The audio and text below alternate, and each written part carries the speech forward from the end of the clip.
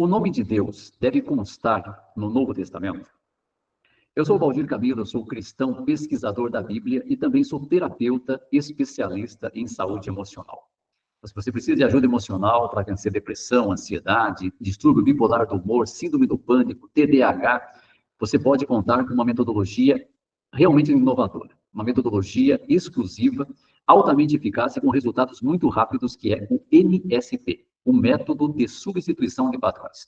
Então, se você quer conhecer mais, clica aqui embaixo que você vai aprender sobre essa metodologia. Mas vamos falar sobre esse tema que é muito importante. O nome de Deus, seja sonorizado Jeová, Javé ou Iavé, deve constar no Novo Testamento? É uma pergunta que me foi feita e eu quero agora tratar disso do ponto de vista bíblico, do ponto de vista documental. Então, vamos analisar aqui um slide que eu preparei para vocês. Então, vamos ver esse tema. O nome de Deus deve constar no Novo Testamento?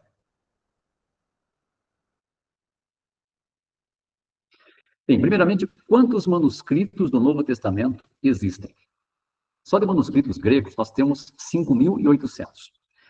Na questão do latim, versões latinas, como a Vulgata principalmente, nós temos mais de 10.000 manuscritos. O siríaco, a Peshitta, existem cerca de 350 manuscritos. O copta, cerca de 1.000 manuscritos. E outras versões, como armênio, georgiano, etíope, etc., acrescentam outros 1.000 a 2.000 manuscritos. Então, o número total de manuscritos do Novo Testamento é aproximadamente 25.000. O fato é que nenhum manuscrito do Novo Testamento encontrado até hoje contém o tetragrama, que são aquelas 4 letras que representam o nome divino, o nome de Deus, tá? Yod, He, Vav, He, ou JHVH e HVH.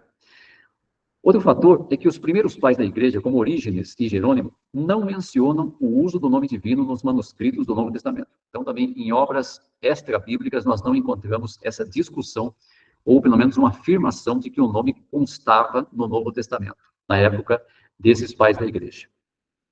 Todos os manuscritos gregos do Novo Testamento existentes trazem Kyrios, Senhor, ou Theos, Deus, sem exceção. Também não há registro de debates ou polêmicas entre os primeiros cristãos sobre a remoção do nome, o que seria esperado se isso tivesse acontecido. O nome divino foi encontrado em alguns manuscritos gregos antigos da Septuaginta. Lembrando que a Septuaginta não é o Novo Testamento. É uma tradução em grego do Velho Testamento. É uma tradução do hebraico para o grego, mas do Velho Testamento. E o nome foi encontrado em alguns manuscritos dessa tradução chamada Versão dos 70 ou Septuaginta. Remontam aproximadamente aos séculos 2 a.C. a 1 depois de Cristo. Mas o fato é que não há nenhuma evidência de que os escritores do Novo Testamento usaram uma versão específica da Septuaginta com o tetragrama. Quer dizer, embora nós temos alguns manuscritos da Septuaginta, que são datados do 2º século antes de Cristo até o 1º século depois de Cristo, que contêm o nome, uma forma do nome divino, não temos como afirmar que os escritores do Novo Testamento utilizaram algumas dessas cópias, ou pelo menos uma dessas cópias. Não tem como fazer isso, tá? Bem, mas existe o argumento de que as citações do Velho Testamento, que contêm o nome divino, deveriam conter o nome no Novo Testamento. Quer dizer, se no Velho Testamento está lá o nome, no hebraico, então quando o grego cita, quando o escritor do Novo Testamento grego cita aquela passagem em que no hebraico tem o nome, há o argumento de que o nome também deveria constar no Novo Testamento, que o escritor não iria tirar deliberadamente o nome, ok? Bom, o ponto é, o Novo Testamento cita ou faz referência a cerca de 200 a 220 textos do Antigo Testamento que contêm o tetragrama. Então, existem 200 a 250 citações, ou 220 citações do Antigo Testamento, em que são feitas no grego essas citações, e nessas citações, no Velho Testamento, o nome está. E há o argumento de que a citação deveria ser de acordo com o texto hebraico. Quer dizer, se o nome está lá no texto hebraico, então, quando foi citado por Jesus aquele texto, ou foi citado por um dos seus discípulos, escritores do Novo Testamento, o nome também deveria constar. Porque entende-se que a pessoa que faz a citação não iria corromper a citação, não iria ser desonesto em relação à citação. Mas o ponto é, e se ele fez uma citação de um texto que não foi o texto hebraico, foi de uma versão grega, por exemplo, da Septuaginta, que não contém o nome? Esse é um ponto a ser considerado. Mas vamos ver se esse argumento tem fundamentação, de que as citações do Velho Testamento deveriam ser de acordo as citações que o grego faz, né, que o texto do Novo Testamento faz, do Velho Testamento, deveriam ser de acordo com o Velho Testamento. Que a citação deveria ser de acordo com o texto hebraico. Será que é isso que tem acontecido quando nós examinamos várias citações do Velho Testamento no texto do Novo Testamento? Vamos ver o que nós temos aqui na Bíblia? Então vamos lá. Isaías 7,14 foi citado em Mateus 1,23. Mas no texto hebraico, que é o texto massorético, diz uma jovem, né, o hebraico alma, conceberá e dará à luz um filho. Lá cita uma jovem. Mas a Septuaginta, que é a tradução de Isaías 7,14, coloca uma virgem, Pártenos, conceberá e dará à luz um filho. Acontece que no Novo Testamento, Mateus cita explicitamente uma virgem, Pártenos, alinhando-se com a Septuaginta. Mateus não cita de acordo com o texto hebraico. Então, esse argumento de que uma citação deveria ser feita de acordo com o texto hebraico, ela começa a cair por terra aqui. Porque a citação que Mateus fez não foi do texto hebraico, foi da Septuaginta, porque corrobora com a Septuaginta. E a Septuaginta não seguiu o texto hebraico. Continuando. Salmo 40, 6-8 foi citado em Hebreus capítulo 10, versículo 5. No Salmo 40, no texto massorético, o texto hebraico, tem uma expressão, abriste os meus ouvidos. Mas na Septuaginta, que é a tradução desse texto hebraico, diz, preparaste um corpo para mim. Essa última frase não tem no texto hebraico, preparaste um corpo para mim. Porém, quando Hebreus 10, 5, ele cita o Salmo 40, ele usa essa frase, preparaste um corpo para mim, conforme a Septuaginta. Então, o escritor de Hebreus não cita de acordo com o texto hebraico. Ele cita de acordo com a tradução grega do Velho Testamento. A tradução do texto hebraico, que não está traduzindo exatamente como o texto hebraico. Mas o escritor, ele tinha provavelmente um exemplar dessa tradução, ele citou essa tradução e não citou o texto hebraico. Olha que interessante. Deuteronômio 32, 43 é citado em Hebreus 1, 6. Lá na Septuaginta está, adorem-no todos os anjos de Deus. O verbo proskinel, que é adorem, pode também ser traduzido prestem-lhe homenagem, rendam-lhe homenagem. Tá? Mas o ponto é, tem essa frase. No texto massorético não contém essa frase. Bem, Hebreus 1, 6 cita não do texto massorético, hebraico, mas cita exatamente a Septuaginta, onde está, adorem-no ou prestem-lhe homenagem todos os anjos de Deus. Amós 9, 11 e 12 foi citado em Atos 15, 16 a 17. Bom, no texto massorético nós temos a seguinte frase. Possuirão o restante de Edom e todas as nações sobre as quais o meu nome foi invocado. Texto hebraico. Na Septuaginta diz, possuirão o restante dos homens e todas as nações sobre as quais o meu nome foi invocado. Em Atos 15, 16 e 17 segue a redação da Septuaginta. Não cita de acordo com o texto hebraico.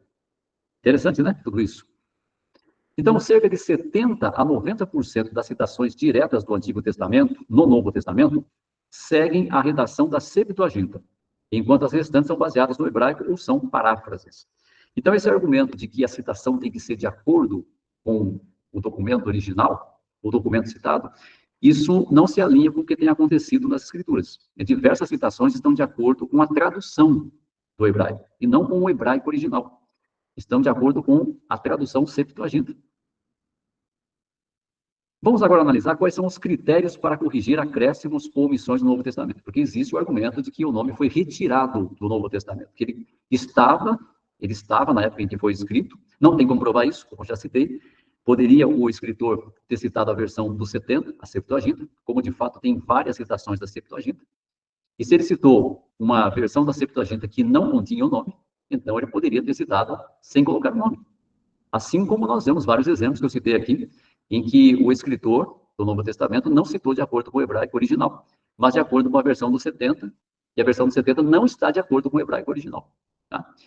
Então, esse argumento de que o nome foi retirado, nós não temos prova disso, prova documental. Não temos, ok?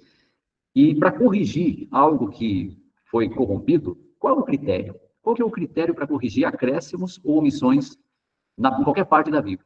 E agora vamos falar do Novo Testamento. Então, o critério, nós vamos ver aqui com base em alguns textos que foram corrigidos. Certo? Por exemplo, 1 João 5, versículo 7 e 8, que contém uma referência trinitária, né? A coma joanina. E esse texto ele foi corrigido. Por quê? Porque ele está ausente nos manuscritos mais antigos e aparece apenas em manuscritos medievais. Por isso, as edições modernas a removem. Quer dizer, para poder mexer no texto hebraico ou no texto grego, nós temos que ter manuscritos mais antigos que não colocavam do jeito que foi colocado posteriormente. Dá para você perceber que houve um acréscimo ou uma omissão. Então, o que nós usamos por base para poder mexer no texto? Manuscritos existentes. No caso, 1 João 5, 7 e 8. Então, foi percebido que textos mais antigos não estavam de acordo com os textos mais recentes. Por isso que foi corrigido. Marcos, capítulo 16, versículos 9 a 20. É ausente nos manuscritos mais antigos. E há variações significativas. Por isso, algumas traduções indicam que esse trecho pode não ser original. Então, veja, é justamente manuscritos, são documentos, manuscritos mais antigos que podem fazer com que o tradutor perceba que houve uma alteração. E aí o tradutor, ele vai corrigir, mas com base em manuscritos, em documentos. João 7, 53 a 8, 11, a história da mulher adúltera, não aparece nos manuscritos mais antigos e contém um estilo diferente do restante do Evangelho de João. Por isso que várias traduções não colocam só no rodapé. A doxologia de Mateus 6,13, que fala, depois da oração do Pai Nosso, porque teu é o reino, o poder e a glória para sempre. Não aparece nos manuscritos mais antigos, sugerindo que foi um acréscimo litúrgico. Então, somente assim que o tradutor tem autorização para mexer no texto, quando ele tem manuscritos que possam indicar isso, ok? Agora, colocar de forma arbitrária o nome divino onde ele não está, pode alterar o entendimento do leitor. Vamos ver um exemplo? O texto de Atos 7, 59 e 60. Na tradução do Novo Mundo, edição 2015, diz assim: enquanto apedrejavam Estevão, este fez o apelo: Senhor Jesus, receba o meu espírito. Então, ajoelhando-se, ele clamou com voz forte: Jeová, não os condenes por este pecado. E dizendo isso, adormeceu na morte. Então, você veja que aqui os tradutores colocaram arbitrariamente o nome divino, onde não tem em nenhuma cópia, em nenhum manuscrito do Novo Testamento, nessa passagem. Aliás, em nenhuma passagem do Novo Testamento. Isso leva o leitor a seguir um caminho que não está escrito. O leitor passa a entender que primeiro Estevão falou com Jesus e depois ele falou com Jeová. Mas não é assim que está no texto original. Veja como diz agora a NVI. Enquanto apedrejavam Estevão, este orava: Senhor Jesus, recebe o meu espírito. Então caiu de joelhos e bradou: Senhor, não os consideres culpados deste pecado. E dizendo isso, adormeceu. Então a NVI ela coloca de acordo com está nos manuscritos existentes. Então tem a primeira expressão Senhor Jesus, depois a expressão Senhor. Na primeira vez dá para você entender que ele falou com Jesus. Na segunda vez ele falou Senhor. Pode ser o Senhor Jesus, pode ser o Senhor Jeová. Mas o tradutor não pode levar o leitor a um entendimento que não está no texto. Ele tem que deixar o texto do jeito que o texto está. E o leitor vai ler do jeito que está e tirar suas conclusões. O tradutor não pode levar o leitor para um entendimento para outro, quando o texto não permite isso. Continuando, nós temos um resumo aqui. O nome de Deus não consta em nenhum manuscrito do Novo Testamento.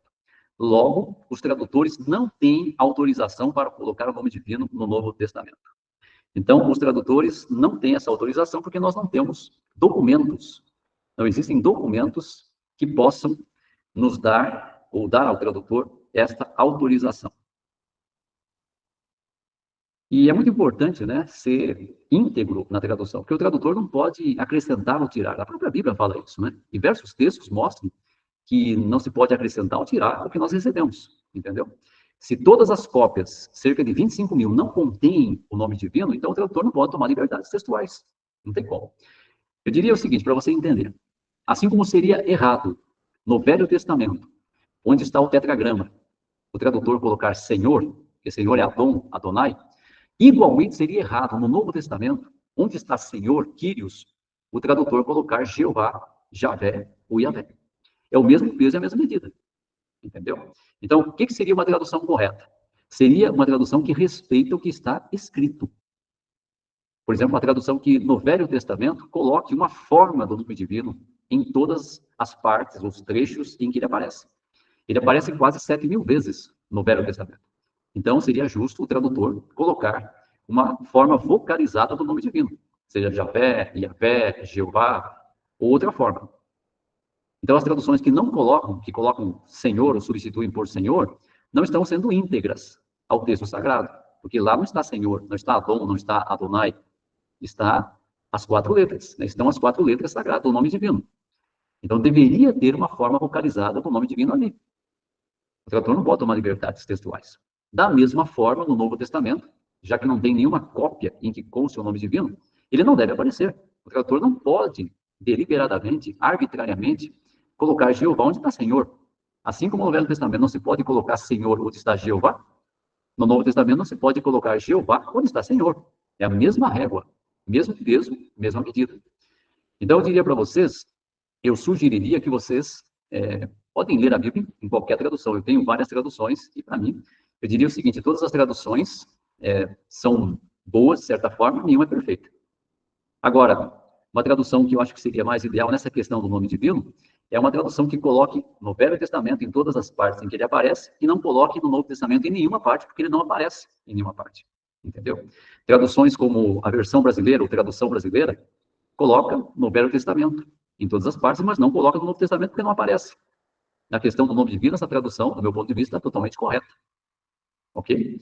Agora, traduções que não colocam o nome divino em parte nenhuma não estão sendo íntegras ao texto sagrado, porque ele aparece quase 7.000 vezes no Velho Testamento. Mas também uma tradução colocar no Novo Testamento está tomando liberdades textuais, está indo além do que os manuscritos permitem, também está igualmente errado, ok? Então, espero ter te ajudado. Se esse vídeo fez sentido para você, né, deixe o seu like, se inscreva no meu canal e também compartilhe esse vídeo com mais pessoas para que mais pessoas possam ser ajudadas. Então, se você quer ajuda profissional para você vencer seus distúrbios emocionais, então, clique no link abaixo, entre em contato comigo para você também receber ajuda terapêutica, para você alinhar o seu espiritual com o seu emocional, porque ambas as coisas estão juntas, né? Elas são recíprocas. Nós temos que ter tanto um alinhamento espiritual quanto o emocional, ok? Um grande abraço, fique com Deus e até o nosso próximo encontro.